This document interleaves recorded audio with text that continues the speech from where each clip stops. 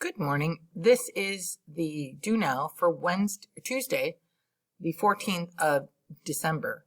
The graph below shows the motion of a ball rolling on a straight track. What's the ball's average speed during the time represented on the graph? Okay, so remember, when we're using that formula, I'm gonna click over here and draw that formula in. Got our triangle. Sorry, it's not the best. It's distance over time, because we're looking for speed. So we take our distance of 10, we divide it by 50. So if you put 10 into the calculator, 10 division symbol 50, you actually get this answer right here. Be careful following the mistake that you've got 50, and you got 10, and there's 5 of those people flipped it, and so that's a concern that we always have when we're doing this. So I just want you to be careful when you're doing that. All right, so now we're going to go to our do now. I will review what I missed on last week's quiz, which is what our do now was from that potential energy, kinetic energy quiz you took on Friday. And I will learn about balanced and unbalanced forces and how it affects motion. We can check our quiz score, we can graph it, graphing it on slide 3 or 4 of your notebook, define force, and both balance and unbalance, and calculate net force. So the next thing we're going to do is look at this one. The most commonly missed question was number 8. A hobbyist collected data about the motion of the toy train on a straight track, then recorded the data in the graph below. Which of these accurately describes the motion of the toy train? Well, we're looking at this, and what do we know about graphs is that the arrows say the lines keep going, but this stops. So let's say, do I have anything that says stops? Well, this one says stops, and this one says stops. So let's read these. It moves forward at a constant speed. Okay, yeah, that's a constant speed because it is. We could calculate that. And then slows down, which is what it does. It slows down because it doesn't increase speed. The speed is staying the same. And then moves forward. No, and then stops. Well, there's no more data. That would be likely. This one says it stops and then moves forward. Well, that would be true if this was acceleration. But this is actually distance over time, and so it's speed. So the best answer is C. On this one, the most commonly missed question was number 6. Students were investigating the speed of a toy car they built. They performed 2 trials and recorded their data on the table below.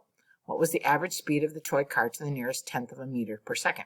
So what you want to do is, again, go back to that distance over time and do these both and compare the 2 numbers. Now, a simple division, if you set this up, you have, 4, let me show you what that looks like. So if I have, I'm going to draw on this one. If I have 4 divided by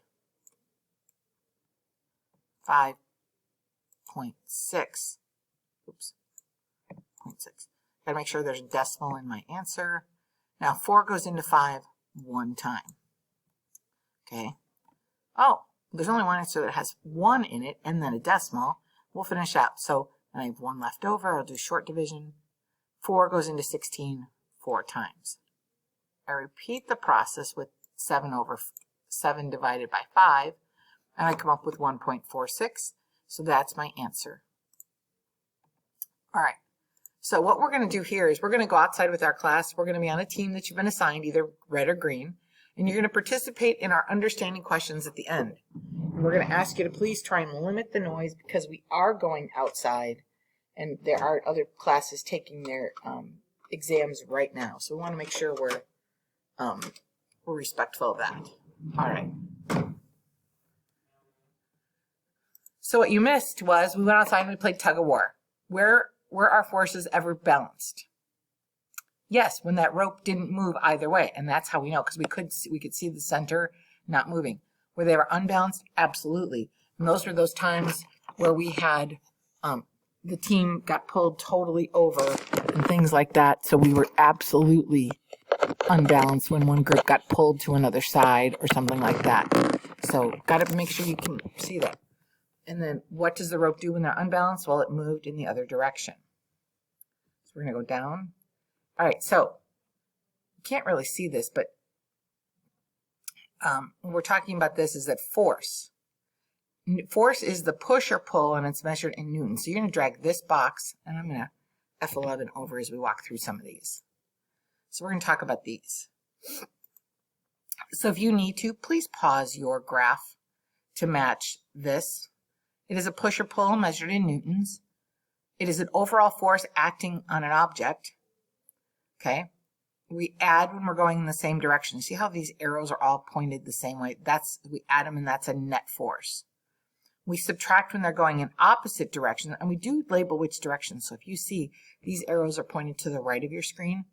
Now when you come down here and you want to do net force, so that's the math part, I have 8 and I have 2. Well, their arrows are pointed in opposite directions. So first thing I'm going to do is I'm going to take the big one and subtract the small one. So 8 newtons minus 2 newtons leaves us 6 newtons, and we're not talking the cookie. And then because the 8 is pointing to the left, it's to the left.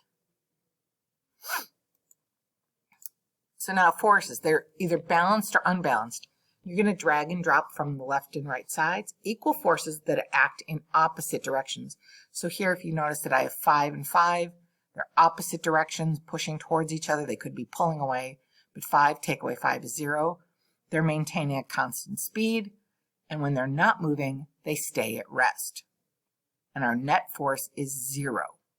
When we have unbalanced forces, you can see here I have 10 and I have 2. They're going in different directions. I take 10 minus 2, 8n, and then it's moving to the right because that's where the 10 was moving. And the net force is adding them because they're both going in the same direction. 3 plus 5 is 8 to the left. And that's when we notice a lot of acceleration. It could be the speeding up of something, the slowing down, or the changing of direction. So like here, the changing of direction. Net force is not 0. So that's not 0, and that's not 0. All right. On this page, we're going to take a look. We're going to identify are they opposite, if we're going to add or subtract in the math problem. So if you look here, number 1, they're opposite. The arrows are pointing to both one to the left, one to the right, away from each other. 90 minus 90 equals 0, which means they're balanced. On the second example, and you want to type these into your slide, the arrows are going in opposite directions, so we're going to subtract. So I have 5,000 minus 4,000, and I get 1,000 newtons up. So that is an unbalanced force.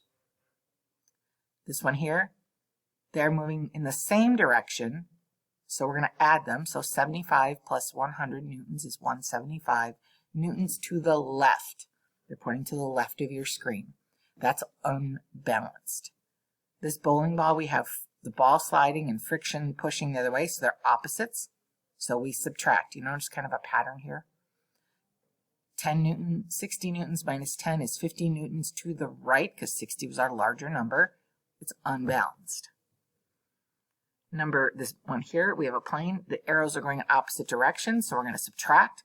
So 2,200 newtons minus 800 newtons gives us 1,400 newtons to the right, because my larger number was going to the right. The ball.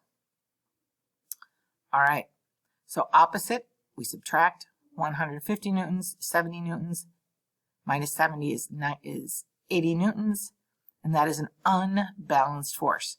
Now there is no direction because it doesn't say left or right or up or down, so we would just leave it there and say unbalanced. All right, that's amazing. I'm grateful to you guys, and that was what we did today. I'll see you all tomorrow.